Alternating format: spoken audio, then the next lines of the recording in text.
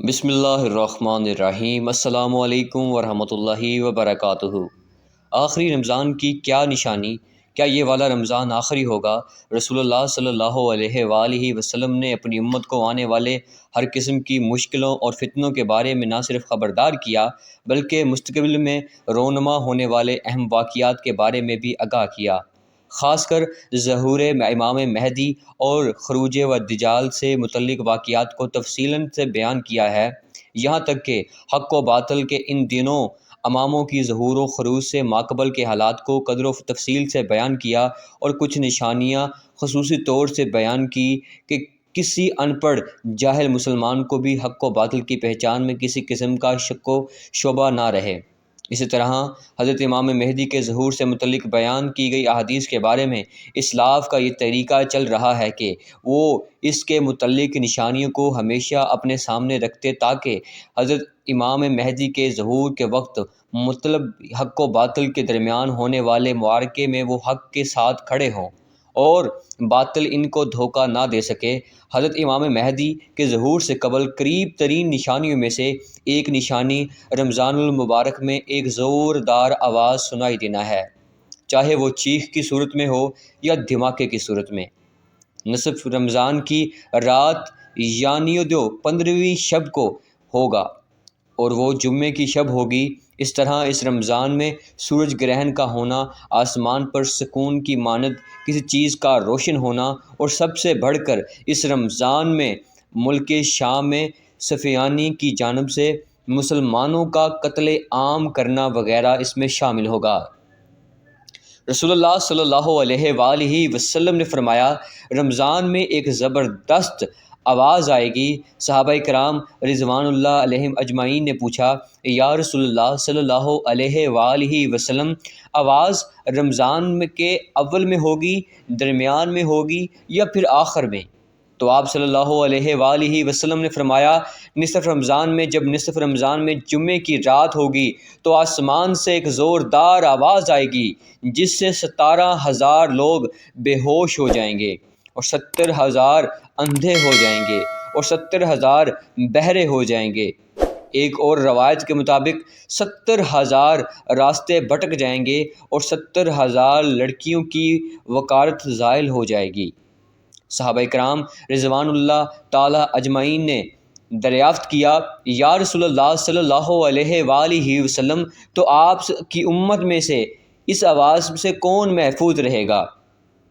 رسول اللہ صلی اللہ علیہ وآلہ وسلم نے فرمایا، جو اس وقت اپنے گھروں میں رہے اور سجدوں میں گر کر پناہ مانگے اور زور زور سے تکبیریں کہیں، کہ پھر اس کے بعد ایک اور آواز آئے گی۔ پہلی آواز حضرت جبریل علیہ السلام کی ہوگی اور دوسری آواز شیطان کی ہوگی۔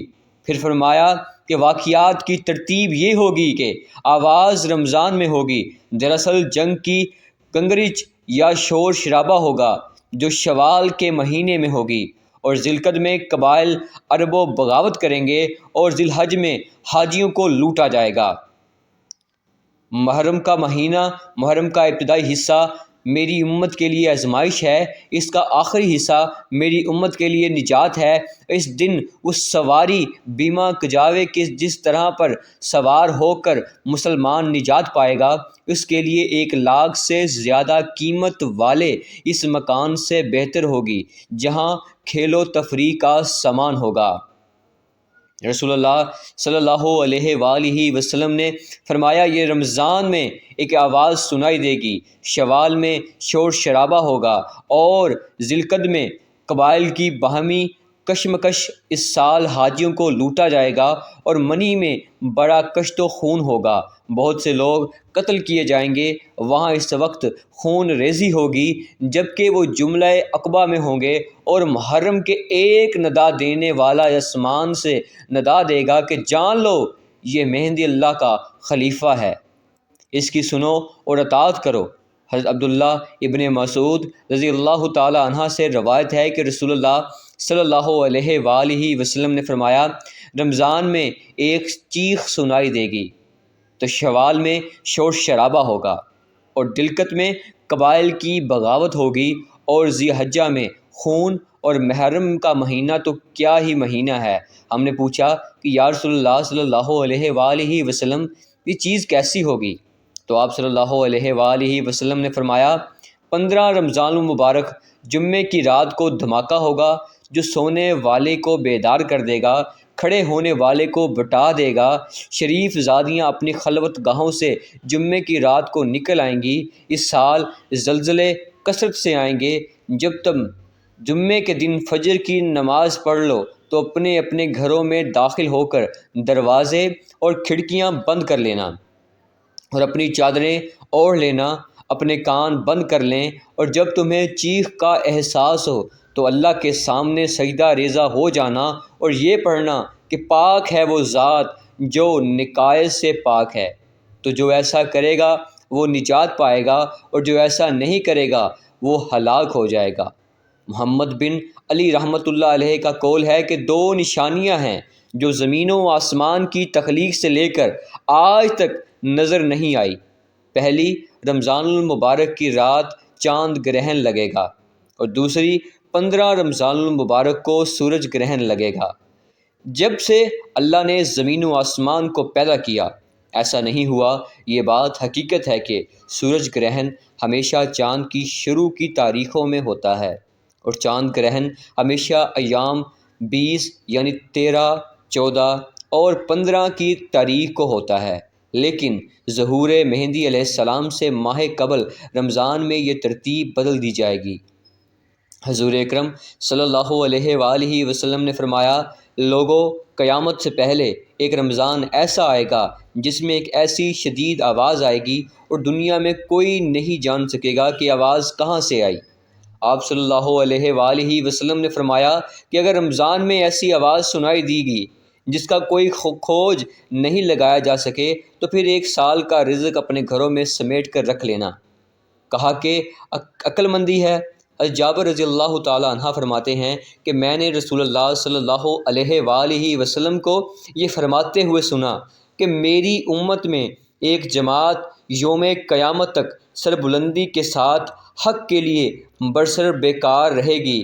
اس سے معلوم ہوتا ہے کہ مومنین کی ایک ایسی جماعت قیامت کے دن تک زندہ رہے گی، مگر درج ذیل احادیث طیبہ میں صراحت ہے کہ قیامت سے پہلے تمام مومنین کو اور موت آ جائے گی، اور قیامت کے دن کوئی مومن زندہ نہ رہے گا۔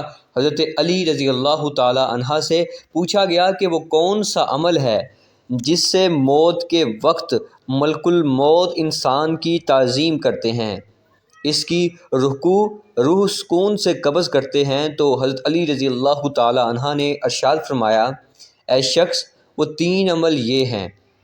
نمبر 1، جو انسان یہ 3 کام کرتا ہے تو فرشتے اس کی تعظیم کرتے ہیں، یوں وہ اپنے مالک حقیقی سے جا ملتا ہے۔ جب حضور اکرم صلی اللہ علیہ وآلہ وسلم کا وفات کا وقت قریب آیا تو آپ صلی اللہ علیہ وآلہ وسلم نے فرمایا، کیا میری امت کو موت کی تکلیف برداشت کرنی پڑے گی؟ تو فرشتوں نے کہا، جی ہاں، کرنی پڑے گی۔ تو آپ صلی اللہ علیہ وآلہ وسلم نے کی آنکھ مبارک سے آنسو جاری ہو گئے تو اللہ تبارک و تعالیٰ نے فرمایا، اے محمد صلی اللہ علیہ وآلہ وسلم، آپ کی امت اگر ہر نماز کے بعد آیت الکرسی پڑھے گی تو موت کے وقت اس کا ایک پاؤں دنیا میں ہوگا اور دوسرا پاؤں جنت میں ہوگا۔ حضرت سیدنا ابو امامہ رضی اللہ تعالی عنہ فرماتے ہیں کہ رسول اللہ صلی اللہ علیہ وآلہ وسلم نے فرمایا، جو شخص ہر فرض نماز کے بعد آیت الکرسی پڑھے تو اس کو جنت میں داخل ہونے سے موت کے سوا کوئی چیز نہیں روک سکتی۔ ام المومنین سیدہ عائشہ صدیقہ رضی اللہ تعالی عنہا فرماتی ہیں کہ میں نے نبی کریم صلی اللہ علیہ وآلہ وسلم کو دیکھا کہ جب آپ صلی اللہ علیہ وآلہ وسلم سکرات الموت میں مبتلا تھے تو آپ علیہ السلام کے پاس پانی کا پیالہ رکھا تھا جس میں پانی تھا۔